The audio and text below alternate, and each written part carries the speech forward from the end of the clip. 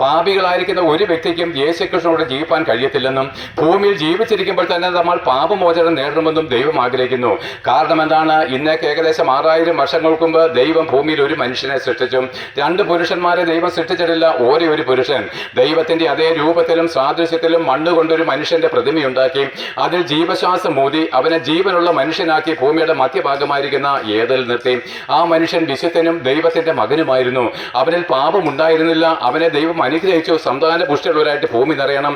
ആകാശത്തിലെ പർവ്വജാതികളുടെ മേലും സമുദ്രത്തിലെ എല്ലാ ജീവജന്തുക്കളുടെ മേലും നിലത്തെഴിയുന്ന എല്ലാ ഉരകജാതികളുടെ മേലും വാഴുവാൻ ദൈവം അവന് അധികാരം കൊടുത്തു. എന്നാൽ ആ മനുഷ്യൻ പാപം ചെയ്തു. അവൻ ദൈവത്തെ തള്ളിക്കളഞ്ഞു.